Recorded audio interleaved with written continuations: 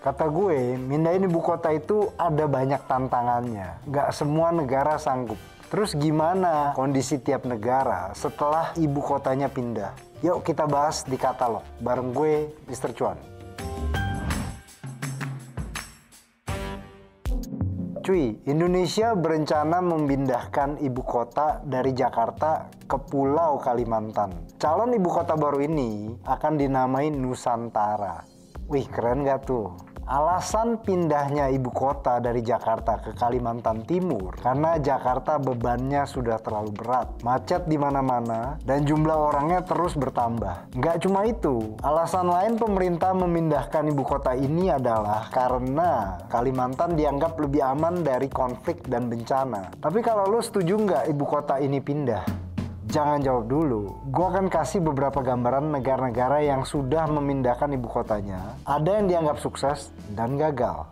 Gue mulai dari yang paling dekat dengan Indonesia, Malaysia. Negeri jiran ini memindahkan ibu kota dari tahun 1999 dari Kuala Lumpur ke Putrajaya. Kota Putrajaya itu sendiri baru didirikan tahun 1995. Nama ini diambil dari nama Perdana Menteri Malaysia yang pertama, Tengku Abdul Rahman Putra. Pada waktu itu, kondisi kemacetan di Kuala Lumpur sebagai ibu kota Malaysia tak terhindarkan lagi, mengingat kota ini sebagai pusat pertumbuhan dari Malaysia. Terus sukseskah Malaysia memindahkan ibu kota negaranya? Sebagian menganggap gagal karena pegawai pemerintah Malaysia nggak mau pindah ke ibu kota negara yang baru. Meski jarak kedua kota ini tidak terlampau jauh, mereka tidak mau pindah karena alasan keluarga. Selain itu, meski kantor Perdana Menteri sudah dipindah ke Putrajaya, namun pusat perekonomian dan gedung parlemen masih berada di Kuala Lumpur. Lanjut, geser dikit ke negara tetangga lainnya, yaitu Myanmar. Myanmar memutuskan untuk memindahkan ibu kota negara dari Yangon ke Naypyidaw. Rencana tersebut dicetuskan pada 2001 dan rampung pada 2005. Naypyidaw difungsikan sebagai kota administratif. Semua fungsi pemerintahan dialihkan ke kota tersebut pada 2006. Meski semua infrastruktur telah dibangun, termasuk jalan penghubung, hotel, maupun pusat perbelanjaan, namun ibu kota yang baru tersebut tetap sepi. Kegagalan tersebut disebabkan minimnya keterlibatan publik dalam perancangan, pembentukan, dan pemindahan ibu kota. Lanjut ke negara bukan ASEAN, tetapi masih tetanggaan juga, yaitu Australia. Melbourne dan Sydney pernah bersaing untuk menjadi ibu kota negara Australia. Untuk meredakan persaingan kedua kota, pemegang kebijakan memilih Canberra sebagai ibu kota negara pada 1913. Canberra difungsikan sebagai pusat administratif di mana dibangun gedung parlemen dan pengadilan tinggi Australia, serta kantor pusat semua departemen pemerintah, federal, dan militer. Pada tahun 1996, Perdana Menteri John Howard mengumumkan kepada publik bahwa dirinya memilih pindah ke Kirribilli House yang menghadap Pelabuhan Sydney. Publik Australia menilai ini merupakan semacam pengakuan diam-diam atas kegagalan pemindahan ibu kota.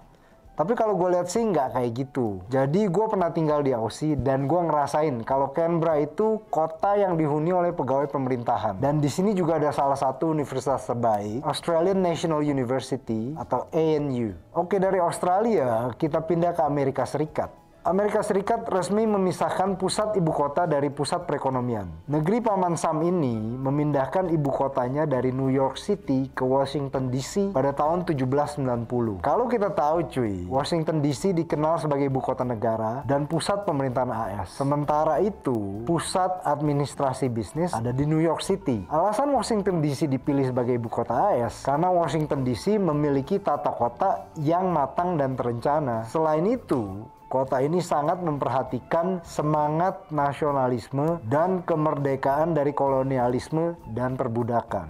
Selain Amerika, ada juga Brasil. Pada 21 April 1960, negara bagian Brasil memindahkan ibu kota negara dari Rio de Janeiro ke Brasilia. Brasilia sengaja dibangun dan dikembangkan sebagai alternatif karena Rio de Janeiro sangat padat penduduk dan lalu lintasnya kacau. Ini mirip sama Jakarta cuy. Brasilia dirancang oleh arsitek Oscar Niemeyer, dan atas pemindahan ini membawa kesuksesan Brasilia sebagai situs warisan dunia UNESCO pada tahun 1987. Intinya cuy, pindah ibu kota itu ada banyak tantangan dan manfaatnya. Tinggal bagaimana pemerintah mempersiapkan dengan matang. Itu kata gue. Kalau kata lo, langsung aja sampein pendapat lo sesuka hati. Gue juga nerima masukan ide soal tema yang lo mau tahu. Oh ya, jangan lupa juga ya subscribe YouTube Kata Data Indonesia, Instagram dan TikTok gue di @thereal_Mr. Cuan. Gue Mr. Cuan, ciao.